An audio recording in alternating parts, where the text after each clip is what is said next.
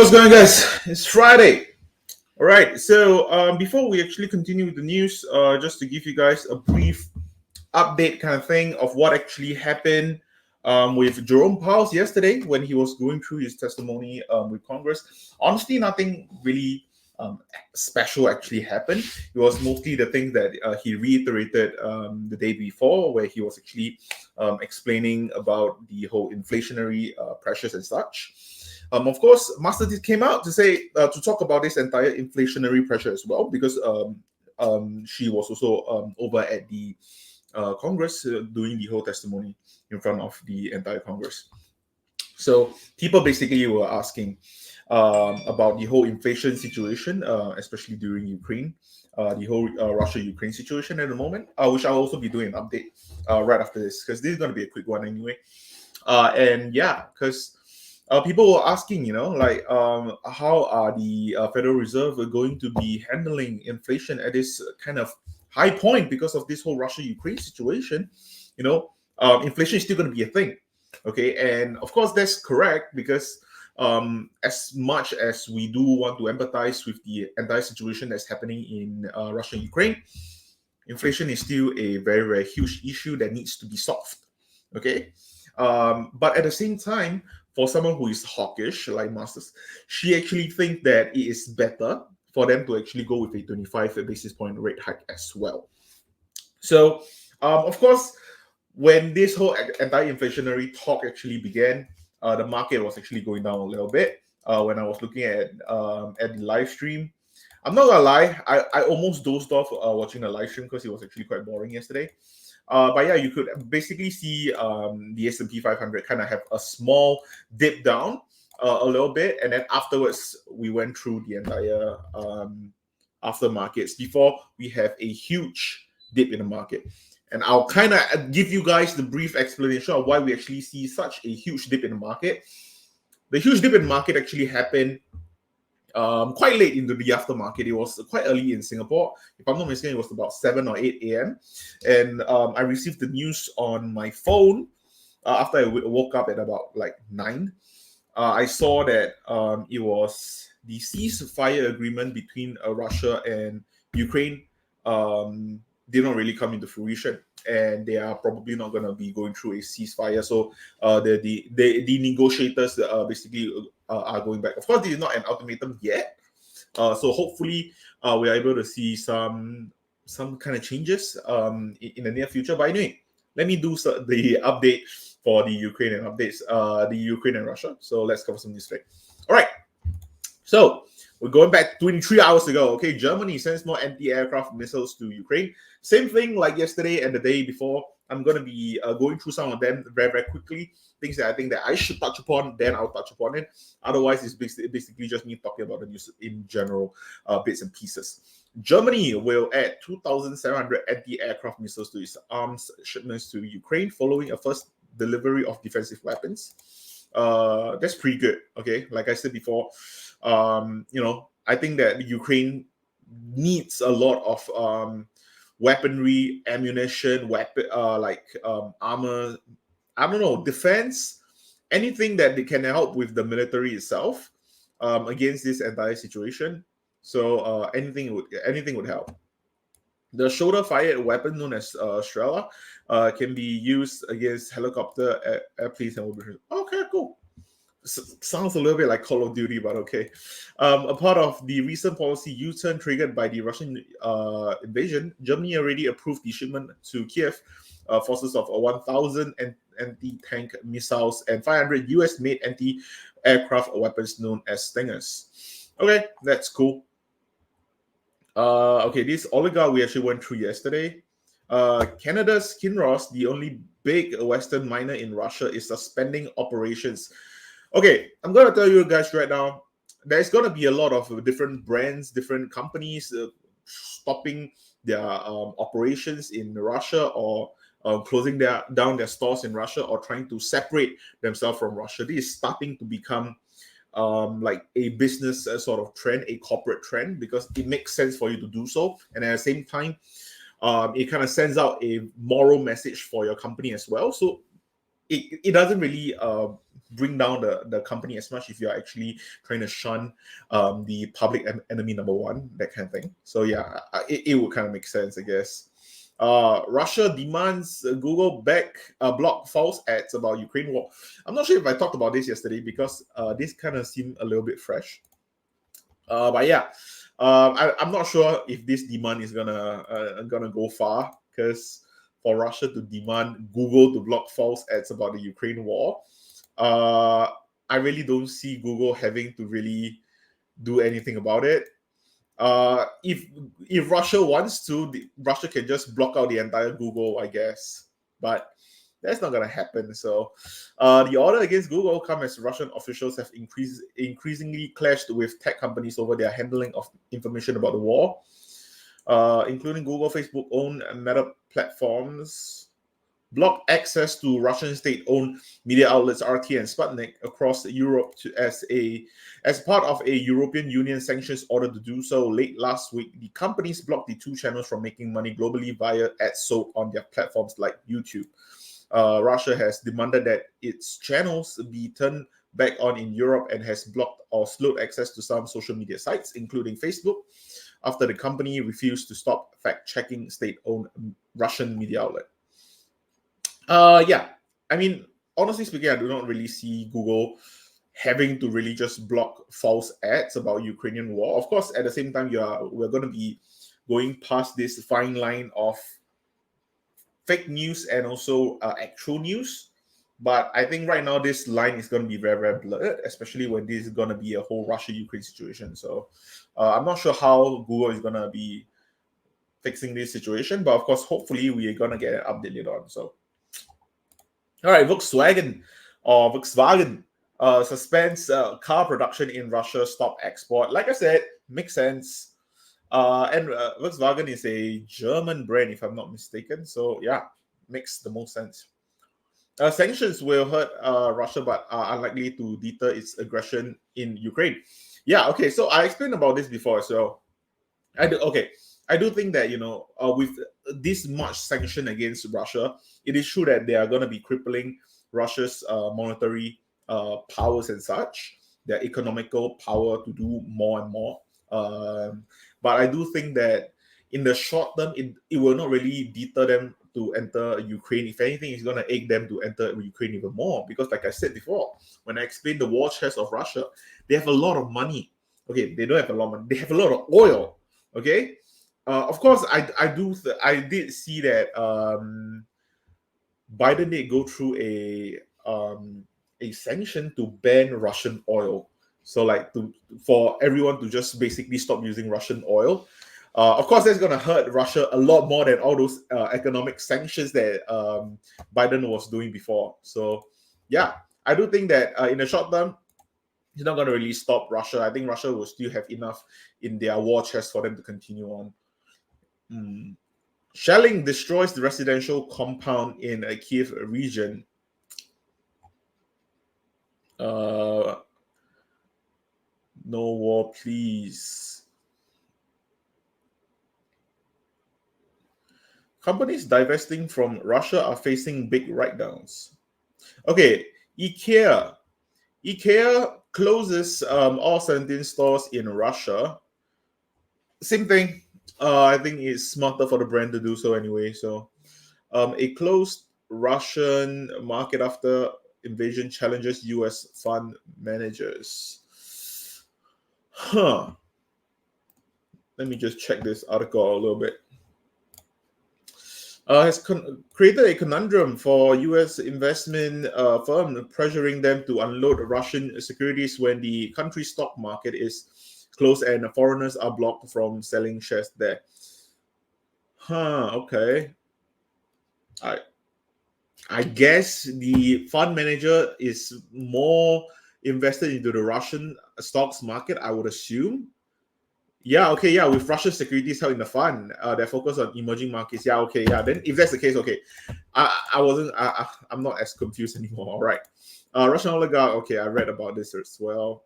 Crude prices retreat from session highs. That's very important for us to really see this. Honestly, it went all the way to $116. Right now, what's the crude prices though? Is that crude? Crude price.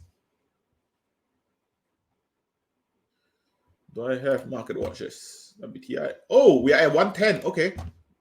That's pretty good. Coming back to 110. Hopefully we can go a little bit lower, but I'm pretty sure they went very, very high early in the day when the ceasefire was caught off. Was it? Oh, okay. It just went to 116. All right, that's fine. Yeah. Let's see. Okay. Okay. Iran. Okay. Temporary restriction on its nuclear program left the pact 2018. If the deal were to be restored, Iranian oil export would help to make up for the Russian barrels that global buyers have shunned since it invaded neighboring Ukraine. Venezuela, another oil power, has asked the U.S. to lift sanctions on it so that it could be so that more of its huge reserve of crude can flow to market. That's fair. That is fair. That's smart. Okay. Ask Wall Street to help lift U.S. sanctions so oil can flow. Okay. Venezuela regime anxious to regain access to international credit and attract foreign investment to get a feeble economy going again has been quietly sweetening the pot for Wall Street bondholders so they can persuade the Biden administration to start removing sanctions. I did not know about the sanctions on Venezuela to begin with, so I don't think I can really weigh in on this.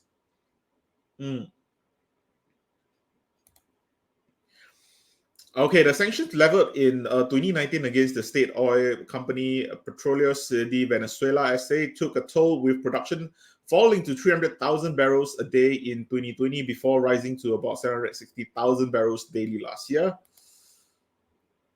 Yeah, okay, so basically they just want them to lift the sanctions on Venezuela so that so basically Venezuela have like sanctions for their oil, to kind of the same thing as Russia, most likely, for their oil not to go flow into the international market. And because with this whole Russian situation, it kind of makes sense for them to be like, okay, since we are gonna be shutting Russia off from the international access, it's better for us to actually fill up with the supply to all the demand that is still in the market. They're trying to get Iran into this market by lifting some sanctions as well. So Venezuela basically coming in to say that, you guys can also lift the sanctions on us, kind of thing. So yeah, kind of cool. ArcelorMittal to close giant Ukrainian steel plant as a war wasn't. Yeah, I mean, this is just. Alcoa stops raw material sales to Russian aluminum makers. Same thing, like I said before. Okay. Then again, though, this is a little bit different because if they are going to be stopping raw material sales to Russian aluminum makers, there is a good chance the aluminum price is going to increase. Let's see. Do I search aluminum?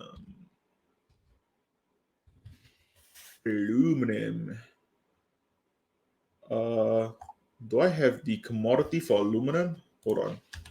Aluminum commodity price.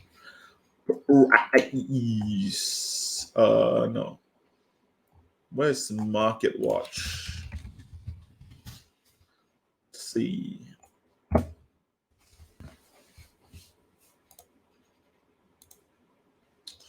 Hold on. This is just a company, isn't it?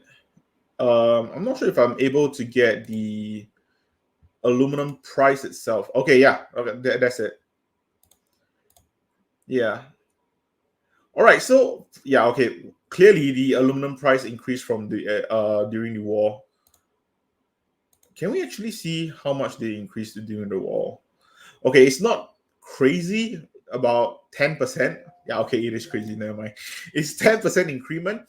And yeah, I do think that this might increase the price a little bit, but I don't think it's going to be something crazy because at the end of the day, it's Russian aluminum makers.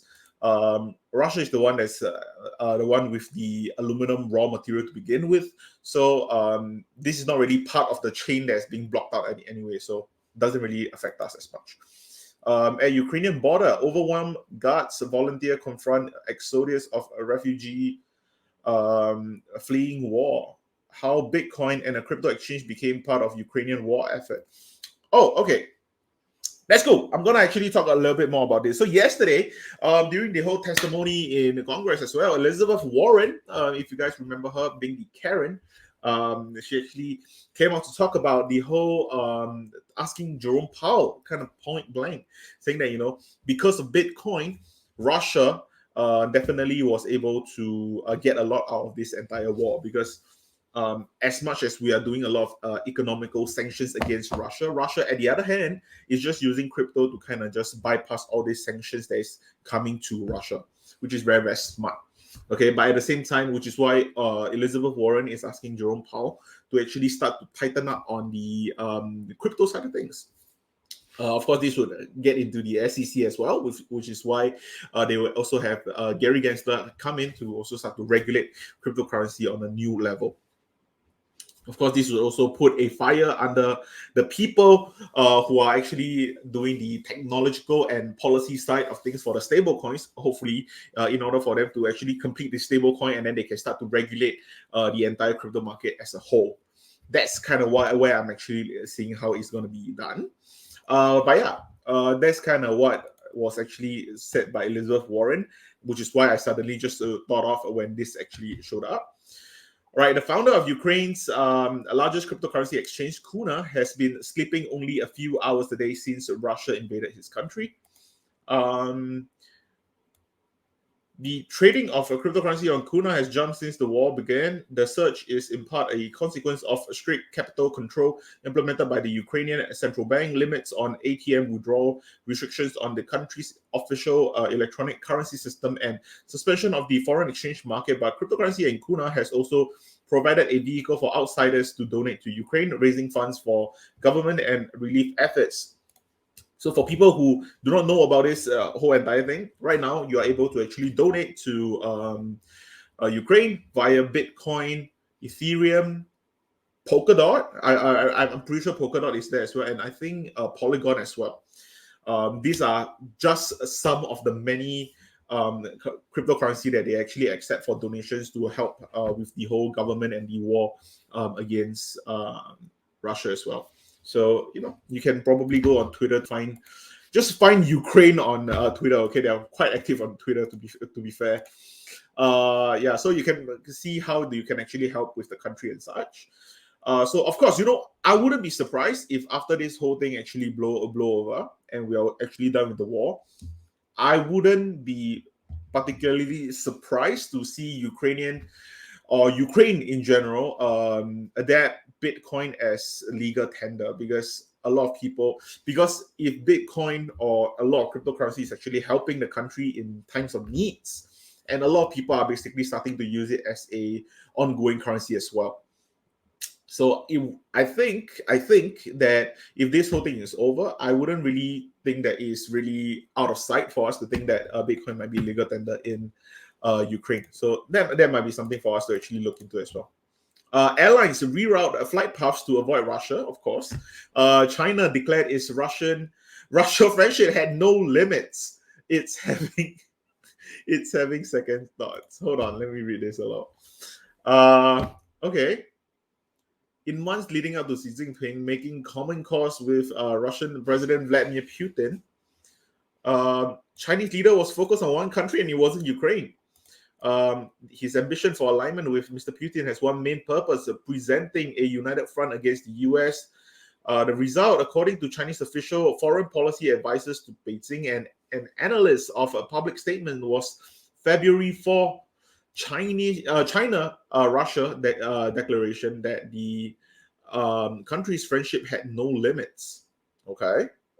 Russia's subsequent invasion of its neighbor is forcing Beijing into adjusting its foreign policy in a way that risks damaging relation with the US-led West and undoing years of effort to paint itself as responsible world leader. In Beijing, the ripple effect of a move that may cost China dearly are now sinking in, say the officials and advisors. Some officials say they are fearful of the consequences of getting so close to Russia at the expense of other relationships, especially when Russian aggression against Ukraine is isolating Moscow in much of the world. Already, many politicians from Washington to Brussels have grouped Beijing together with Moscow as the new axis, a term giving Western alliance more reason to disengage from China and form closer ties among themselves. Honestly speaking, I do think that China kind of played it really, really badly here, because when China kind of want to be, close friends with Russia, they're really pushing a lot of people away. And I'm pretty sure from the whole of last week, actually, for me actually going through all of those updates on Russia-Ukraine situation, you can tell that a lot of brands, a lot of companies, a lot of countries are clearly going against Russia. Okay, Russia's ally is going down like crazy. Okay, the neutral party of Russia is also going down, and also alongside with the actual allies of Russia is also going down. So that's very, very troubling for Russia. I don't know what to say for Russia, honestly. So for China to actually continue to kind of stay together with Russia, kind of just group themselves together with Russia, and people who hate Russia is gonna automatically hate China. I'm not sure if that's gonna be that smart of a move by China if they continue to not make a stand for themselves. So the East is rising and the West is in decline. This is a year ago. Okay. China economy roared back while much of the world was immersed in COVID-19 lockdown. Beijing was trying to shape and inhabit a role for itself as a leader on combating climate change and a benevolent sponsor of developing nations, even as it was ramping up a nationalistic rhetoric, including around its claims to Taiwan. This year, during which Mr. Xi is expected to break with president and seek a third term in power. He's facing an economic downturn at home that is largely a result of his own policies and a geopolitical shift in which China has placed itself on one side of the Gulf that has almost all of the rest of the world on the other side. Yeah, like I said before, I think that it's going to be very hard for China. I'm pretty sure that they're going to be having second thoughts. I don't want to go on for too long for this because we're already 22 minutes in. There are still some news, and also I need to go through my trades as well. Okay, I need to go through my trades. A global hunt for Russian oligarchs yard has. Okay, U.S. to sanction more Russian elites. Russia conducts airstrikes on Kiev. Wheat prices close on all-time high. Okay, so this is a little bit concerning because I do eat a lot of bread as well. So chances are those are going to go up in price as well. Inflation is going to hit hard for this. But of course, like I said, this is, of course, even worse for the people in Ukraine and even in Russia as well. So they are the ones that are getting way worse than us. We are possibly getting a 10% increase on our bread prices, if anything. So I'm not superbly concerned for now. But yeah, okay. FINRA halts OTC trades in some Russian companies. About time. I was actually quite surprised that FINRA haven't stepped in earlier because I was almost certain that FINRA was going to step in the day the war started. To actually stop the Russian company from doing any OTCs. Okay, Beijing-based multilateral lender suspends China. No, suspend Russia. What am I talking about? It suspends Russia-related activities. Okay, that's crazy. Okay, that's pretty good. Okay, even though they are Beijing-based, I don't think they are really China. They are just an Asian infrastructure investment bank. But still, suspending Russia-related activities. Same thing, like I said before, kind of just showing a sort of drawing the clear line out. Cyberpunk, I guess the developer is holding sales in Russia as well because that's important. Fed's Powell says Ukraine war creates risk of higher inflation. Kind of like a little bit of a clickbait because I actually went through this. He did not really say that. He implied it, but it wasn't really that. He did say that is also a way for him to actually fix inflation as well. So yeah.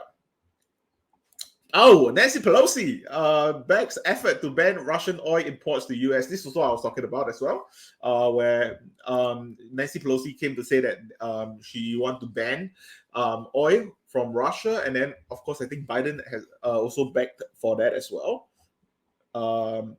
Yeah, but Biden said earlier this week that all options are on the table. Of course, for Biden to really just ban Russian oil is gonna be very, very detrimental to the oil economy. So I can see why Biden is gonna be playing this very, very safely. But yeah, I will see why Pelosi is all for it. Canada opened doors to Ukrainian refugee fleeing Russian invasion. WWE, dude, everyone's coming in here. WWE ends the Russia broadcast partnership, closes WWE network there. Biden hosts call on Ukrainian with on Ukraine with leaders of Australia, India, and Japan. Okay. Known as the Quad, to discuss the war against Ukraine and its implication for the Indo-Pacific.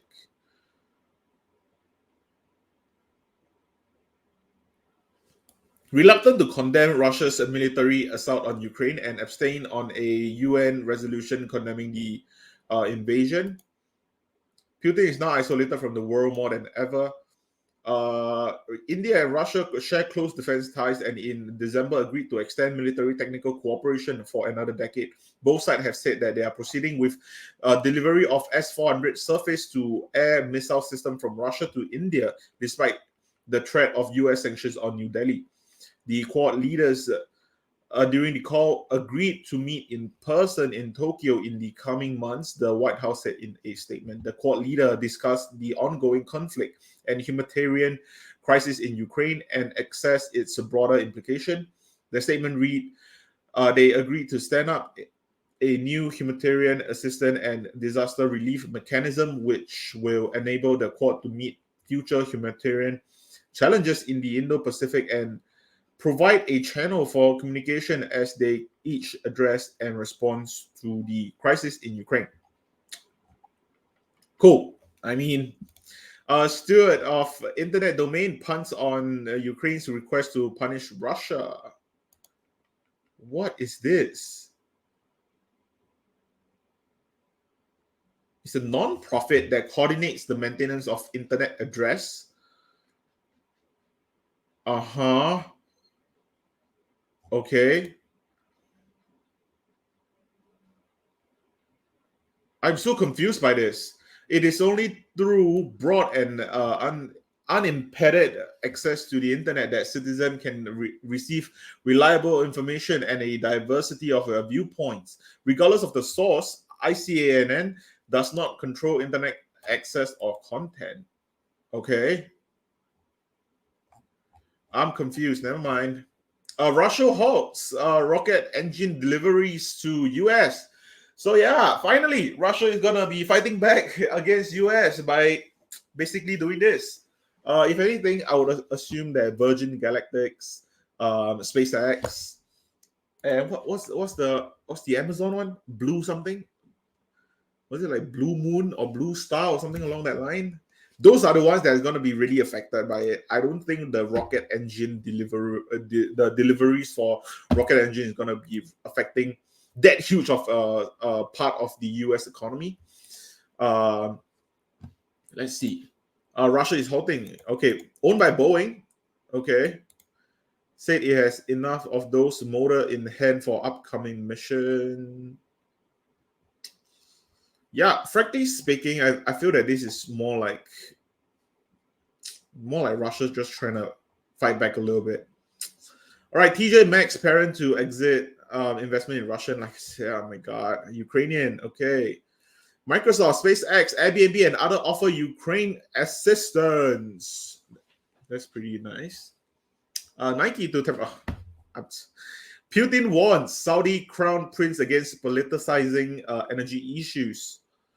I think I talked about this yesterday as well, so I'm just going to move on from this. US and Russia established hotline to avoid accidental conflict. US Russia to establish hotline to. The United States and Russia have established a direct communication link known as a deconfliction line to avoid any misunderstanding between the two militaries as US moves forces toward Europe's eastern flank in response to Russian invasion of Ukraine. The United States retained a number of channels to discussed critical security issues with the Russians during the contingency or emergency, a senior defense official said Thursday. The Department of Defense recently established a deconfliction line with the Russian Ministry of Defense on March 1st for the purpose of preventing miscalculation, military incidents, and escalation. Okay. Lame. I thought it's something more. Okay. White House says process underway to determine if Russia committed. Belarus sovereign bonds collapse following. Okay. Honestly, because Belarus is kind of like standing on Russia's side as well, so I can kind of see what the issue there. Some Russian bond trading defrosts as investor hunt for deal. There it is. Yeah, Congress introduces a bill to ban Russian crude. I saw this as well when Joe Manchin actually came out. I saw this in the morning when I was making breakfast. Joe Manchin came out to basically just say that Russian crude is going to be banned. But like I said before, okay, it is a very, very touchy subject, because you do need to understand that by banning Russian crude, you are kind of limiting the international oil reserve by a huge amount. So that's the reason why it has been quite iffy on that. Russian lawmaker take aim at independent coverage of Ukraine invasion. Putin thought Ukraine would fall quickly, and airport battle proved him wrong. Yeah, I already explained that. U.S. immigration authorities halt deportation to Ukraine as expected. Getting cash to Ukraine and Ukrainians from overseas faces new set of compliance issues. Yeah, which is why people are using crypto. Come on, man. Like Ukraine leans on armed Turkish drones, Western missiles to thwart Russian invasion. Biden administration grants visa protection to Ukraine. Okay. U.S. to impose sanction, visa restriction on Russian elites. Okay, this might be important. The U.S. is imposing sanctions and visa restriction on the range of Russian elites as part of its effort to punish Moscow for its invasion of Ukraine. The U.S. will put full blocking sanctions on 8 Russian with close ties to Russian President Vladimir Putin and their families, including Mr. Putin's spokesman, Dmitry Peskov. This is very, very important, okay? The U.S. will put full blocking sanctions on 8 Russians with close tie to Russian President Vladimir Putin and their family, okay? This is very, very important because the next step would be sanctioning Putin himself. So that's why I thought that is very, very important for them to actually go through. What's the visa? What's with the visa sanctions though?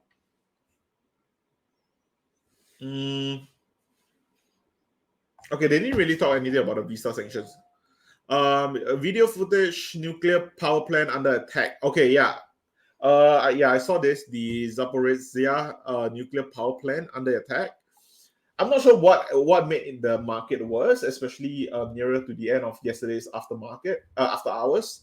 I'm not sure if it was the nuclear power plant explosion or the ceasefire agreement. So, Lindsey Graham calls for the assassination of Putin. I'm not going to cover this because I don't want to even listen to that. UN Atomic Agency says fire at Ukrainian nuclear power plant didn't affect essential equipment. That's pretty good. In Kiev, officials told the International Atomic Energy Agency that the fire that broke out at the facility didn't affect essential equipment. Okay. Only immediate action can stop the Russian troops. Do not let Europe die in the nuclear catastrophe. According to a translation posted online by Ukraine's U.S. embassy accusing Russia of nuclear terror. Yeah, I mean, it's getting worse and worse. I'm not gonna lie, it's getting worse and worse. Airbnb pauses booking in Russia about time. I'm almost certain that no one's booking Airbnb in Russia anyway. So, okay, I think we're done. We are done. Just gonna do a quick refresh to ensure that we're actually done. We are done. Okay, that's great. Whew. Okay, let me just go through some of the interesting ones that we want to go through. Ooh, okay. All right, jobs report expected to show steady hiring I highly doubt it, but it's okay. Oh, Amazon moves to force FTC. Nice. Purdue.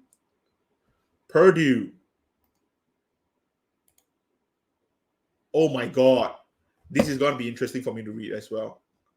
Okay, I think that's all we have from Wall Street. Okay, that's cool. All right, economists expect February job report to show steady hiring as Omicron effects faded.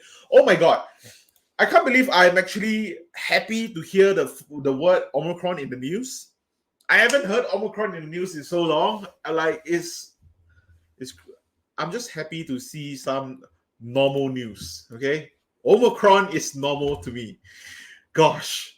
Okay, the US job market appears to have grown steadily in February, according to economists, as COVID-19 infection fell sharply and the country pivoted towards a post-pandemic world. All right, how are they thinking that we are going into a steady hiring? The labor market continues to be quite hot. Yeah, if you keep on continuing increasing the price, I would assume so. It looks like the labor market is still primed for lots of strong employment growth. Debatable. All right, so the Omicron variant of COVID-19 may have held back hiring over the winter. The labor market poses a dilemma for the Fed with inflation at 7.5% in February. Okay, yeah, nothing much. Amazon moves to force FTC antitrust decision on MGM deal. This was the deal where they actually did an acquisition on MGM, if I'm not mistaken. Yeah, it's over here. A fast approaching deadline. Uh-huh. Amazon recently certified to the FTC that it has provided.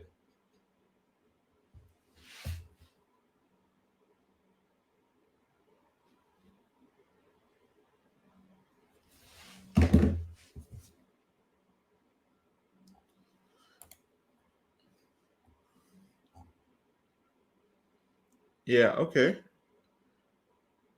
I don't see what's the FTC antitrust here. Okay. All right, Purdue, the sackless. For people who are not aware, you can actually find this on Disney Plus.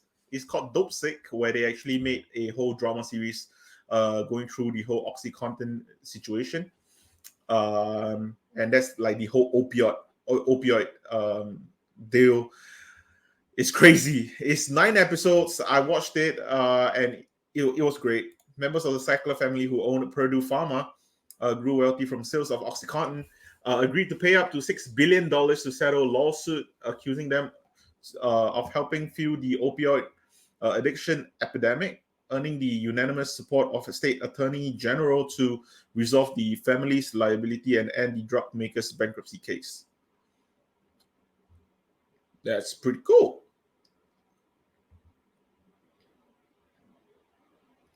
Pleaded guilty in 2020. Honestly speaking, I had to watch the drama for me to even know about this situation as well. So I thought that it was actually quite cool. So yeah, all right.